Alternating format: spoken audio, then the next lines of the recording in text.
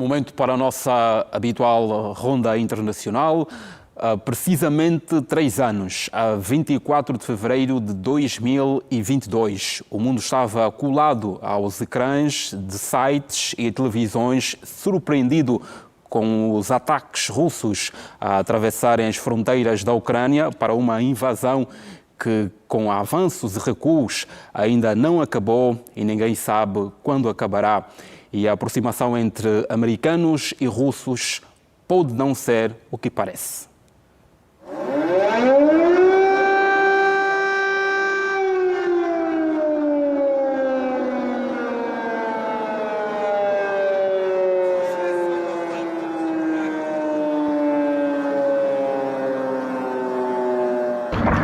Em 24 de fevereiro de 2022, milhões de pessoas na Ucrânia despertaram ao som de explosões. Para alguns, os estouros eram tão próximos que aparentavam uma guerra abaixo de suas janelas. 3 anos após o início da invasão da Ucrânia, a Rússia controla pouco menos de 20% do território ucraniano, ou cerca de 110 mil quilómetros quadrados, segundo mapas do conflito reproduzidos por várias organizações e imprensa internacional. Segundo o Escritório de Coordenação das Nações Unidas para Assuntos Humanitários, até fevereiro de 2025, mais de 12 mil civis haviam sido mortos e mais de 29 mil feridos. Mais de 2% do parque habitacional da Ucrânia foram destruídos ou danificados, deixando pelo menos 2 mil famílias sem abrigo adequado. Mais de 3,6 mil escolas e universidades foram atacadas, forçando centenas de milhares de crianças ao aprendizado à distância. A continuação dos ataques contra o sistema de energia após 3 invernos consecutivos deixou muitas cidades sem eletricidade. Dados atualizados do Instituto Kiel, que monitoriza toda a ajuda pública de 41 aliados da Ucrânia, revelam que cerca de 226 mil milhões de euros foram alocados nos últimos 3 anos, dos quais 49% correspondem à assistência militar, 44% de apoio financeiro e 7% da ajuda humanitária. Os países europeus no seu conjunto são os principais aliados de Kiev, com um total de 132 mil milhões de euros em ajuda financeira, militar e humanitária desde o começo da guerra. No entanto, os Estados Unidos da América são de longe o maior contribuinte bilateral, somando 114,2 mil milhões de ajuda, dos quais 61 mil milhões são apoio militar, muito à frente da Alemanha, com um total de 17,2 mil milhões de euros, e do Reino Unido, com 14,8 mil milhões de euros. E vários líderes mundiais reagiram em torno dos 3 anos do conflito entre Rússia e Ucrânia. O secretário-geral das Nações Unidas, António Guterres, diz que não se deve poupar esforços para pôr fim a este conflito. Já a China diz que sempre esteve do lado da paz. O secretário-geral das Nações Unidas, António Guterres, afirmou que os países devem continuar a trabalhar para pôr fim à guerra entre a Rússia e a Ucrânia, apelando à paz e à justiça duradouras no 3º aniversário da invasão russa.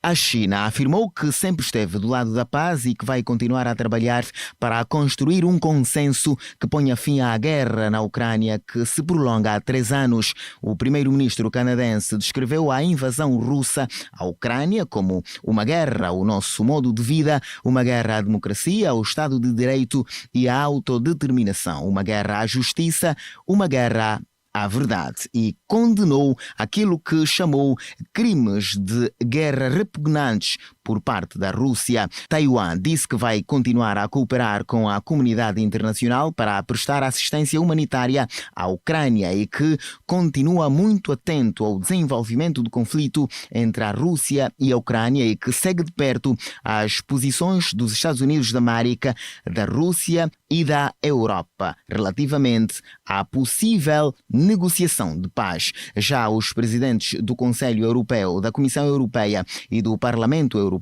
destacaram a importância de manter a solidariedade transatlântica e mundial para com Kiev, tendo garantido que se mantêm firmes com a Ucrânia, reafirmando que a paz, a segurança e a justiça prevalecerão. E os governos da Austrália e da Nova Zelândia reafirmaram esta segunda-feira o apoio à Ucrânia e anunciaram novas sanções contra a Rússia, visando mais de 200 indivíduos e entidades no terceiro aniversário da invasão russa. 3 anos de conflito, Rússia-Ucrânia é de resto o tema que vai dominar a análise internacional desta edição do Hora 10 da noite. Vamos contar igualmente com os comentários de Wellington Calazans e São Agostinho. Aos dois, muito boa noite e bem-vindos. Boa noite, Sação. Boa noite, São Agostinho, e ao colega Ilanca no estúdio e a você assistindo a Hora 10. É um prazer estar aqui de volta. Wellington Calazans, eu coloco a mesma questão, mas numa outra perspectiva. Hoje, ao longo do dia, fomos ouvindo várias reações. A Ucrânia fala em uma resistência. Podemos aqui olhar igualmente para uma resistência do lado da Rússia, na medida em que em 3 anos a Rússia foi-lhe aplicada várias sanções, mas ainda assim conseguiu e consegue se manter para dar corpo a esta invasão? Olha, Sação, primeiro eu gostaria de corrigir algumas premissas aí, porque essa abordagem que está sendo feita é completamente ocidental. Primeiro que não houve invasão russa, na medida em que os avisos foram dados para que, se a Ucrânia insistisse com a aproximação da NATO nas fronteiras da Rússia, iria haver uma guerra. E isso é uma questão que ninguém pode aqui negar, porque Angela Merkel, ela admitiu publicamente que usou os acordos de Minsk como uma maneira de enganar Vladimir Putin enquanto a NATO se aproximava das suas fronteiras. Então, caiu essa primeira premissa de invasão. Foi autodefesa. Segundo, não foi uma guerra de Rússia contra a Ucrânia, como está acontecendo na imprensa ocidental. E olha que a contaminação é grande. É uma luta, uma guerra da NATO contra a Rússia em solo ucraniano. Ou as pessoas entendem dessa maneira ou sempre irão errar na análise deste conflito. A guerra não é a Ucrânia. A Ucrânia recebeu equipamento da NATO a todo instante. Então não é uma guerra da Rússia contra a Ucrânia. É da NATO contra a Rússia em solo ucraniano. E quem perdeu? A NATO. E agora, qual é a nova guerra? O espólio da Ucrânia. Trump quer um pedaço, a Europa quer outro. Ninguém discute mais aqui democracia, aqueles valores lindos que eram debatidos, né? Tudo era mentira, mas o nosso público sabia, pelo menos através de mim, do Issal e de outros colegas. Wellington, então, no entanto, não podemos falar aqui de uma resistência da Ucrânia, não é? Atendendo esta narrativa que faz em relação a este conflito. Donald Trump falou na sexta-feira, e ele é presidente dos Estados Unidos da América. Isso é importante falar. Ele não é agora um humorista, como estão tentando apresentar, só porque ele está discordando dos europeus, tá? Ele falou que a Rússia só não conquistou a Ucrânia na sua totalidade porque não quis.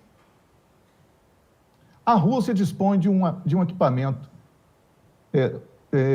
Orishnik, que é de uma tecnologia que a NATO não domina, que ela seria capaz de fazer o que quisesse dentro da Ucrânia.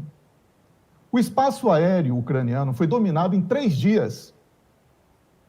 Como é que a Ucrânia ganharia uma guerra sem dominar o seu espaço aéreo? Então, são coisas que não posso mais ficar aqui discutindo com poesia. A Ucrânia já perdeu essa guerra o ano passado, e eu já vinha falando isso aqui.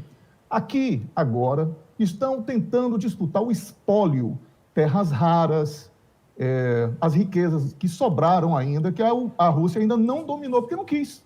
Porque esse sonho europeu de que a Rússia vai invadir, isso é uma grande farsa, isso é uma grande mentira para justificar o pânico das sociedades para que mais dinheiro seja injetado na defesa. Mas são 3 anos de mentira. A primeira vítima foi a verdade. A imprensa ocidental morreu no primeiro tiro. mentiu o tempo todo, fez propaganda o tempo todo. Por isso, essa alienação completa. Que vitória de Ucrânia, que resistência de Ucrânia. São 3,7 milhões de deslocados. 3,7 milhões. 1,2 milhão de mortos. Esses números virão à tona. Na última troca de mortos, foram 47 contra 757. Uma proporção de quase 20 por 1. É uma conta simples. Então, as pessoas ficam mentindo que a Ucrânia... E o Zelensky não é presidente. Não vamos chamar Zelensky de presidente, porque ele não fez eleição e está ali no mandato por decreto próprio. É ditador. Então, essas verdades precisam ser ditas, porque são pessoas que estão morrendo. As pessoas da Ucrânia. Enquanto esses líderes da democracia estão disputando o espólio, terras raras e outras riquezas que a Ucrânia ainda possui. É isso que está em disputa hoje. O espólio da Ucrânia é vergonhoso. Aqueles valores lindos de democracia e tudo que falavam, era tudo para enganar os incautos. E eu não sou incauto. É isso, Sansão. Muito bem, o Wellington, já volto a si. Muito bem, o Wellington, em 3 anos deste conflito, na sua visão, que lições o próprio presidente da Ucrânia terá tido ou terá tirado para que, em breve, este conflito possa cessar, tendo em conta o número de mortos, de civis mortos, o número de deslocados à volta do mundo em relação a este conflito? Sansão, eu gostaria apenas de fazer 2 pequenos reparos. O meu nome é Wellington e também que o Congo, a República Democrática do Congo, realizou eleições mesmo com conflito no leste, e a Síria, com Bashar al-Assad, também realizou eleições enquanto estava em guerra. Eu quero apenas fazer esse ajuste, porque o Zelensky já recebe muita proteção, eu não estou aqui para protegê-lo. Então, o Zelensky não tem nenhuma lição a tirar, porque ele já colocou, inclusive, o cargo à disposição, mas de uma maneira extremamente cínica, desde que a NATO aceitasse a Ucrânia dentro do bloco militar. Ele sabe que a razão para essa guerra é exatamente a possibilidade da presença da Ucrânia na NATO. Então, ele pretende apenas ficar no poder. O grande problema de Zelensky é que ele ficou viciado em pedir e receber fácil. Agora ele recebeu o não dos Estados Unidos e, com a Europa esfacelada nas economias porque perdeu o gás barato da Rússia, né, ele não tem muito o que pedir. Também não tem muito o que oferecer. E há muita arrogância, muita coisa, mas falta muita coragem para que tudo que falam sobre a Rússia seja revertido no campo de batalha. Não vai acontecer, porque não existe possibilidade de reversão do quadro da guerra. Então, o plano de Zelensky deve ser o plano de fuga.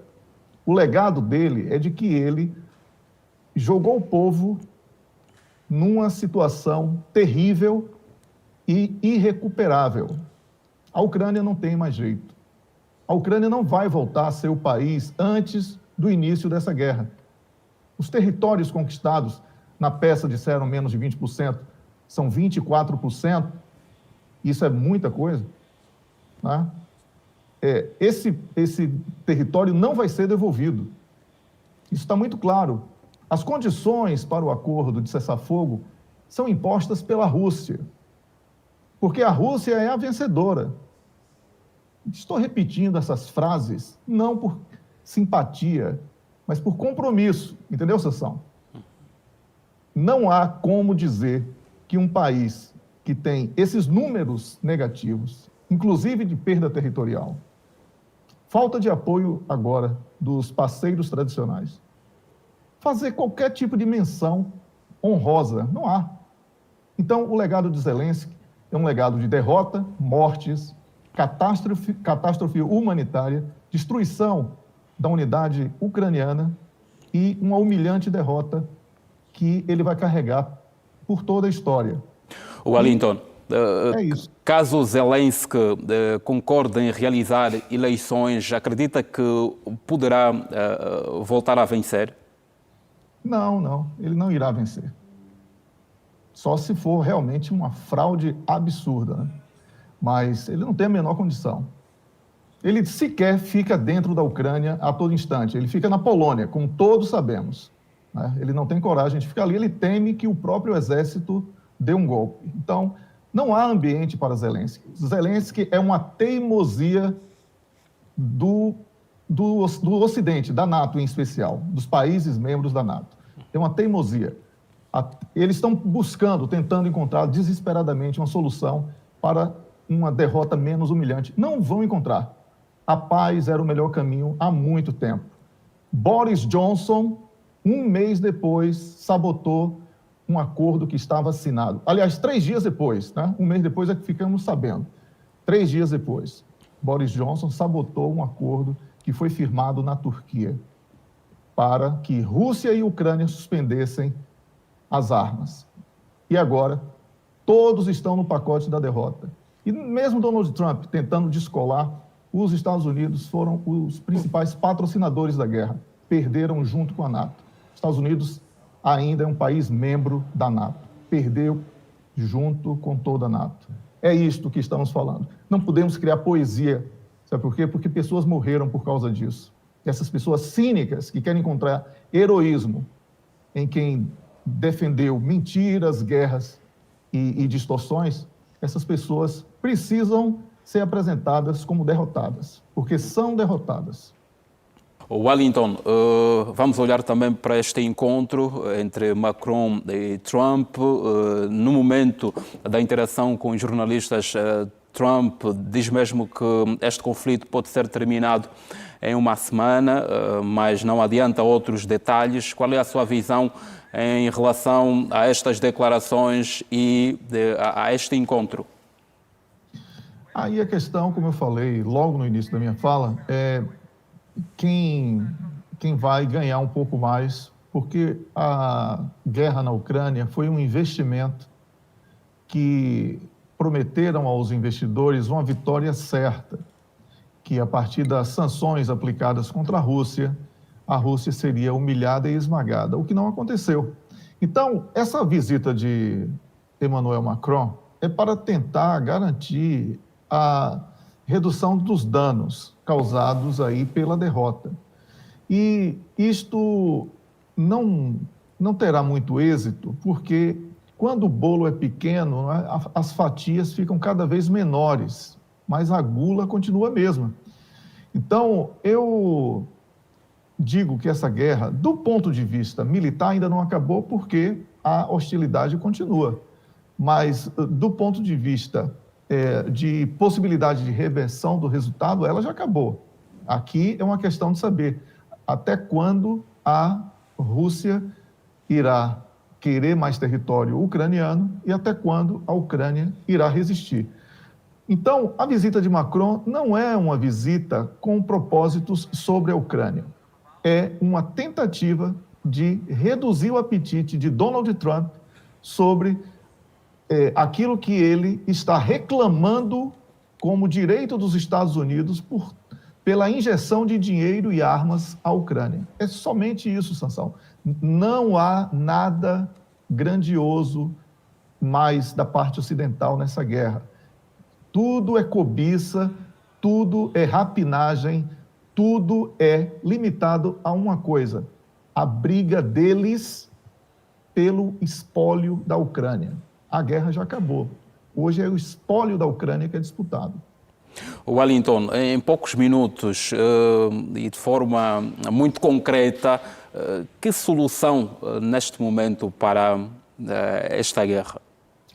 Destituição de Volodymyr Zelensky, formação de uma junta de transição para a convocação de eleições, julgamento dos crimes de guerra de todos os envolvidos e recomeço em paz. Sal e Wellington, muito obrigado mesmo pela vossa presença e contamos convosco amanhã. É sempre um prazer estar aqui. Uma boa noite para o colega Ilanca Costa, que está no estúdio, a você, Sansão e Sal, e a você assistindo. Até amanhã. Até amanhã.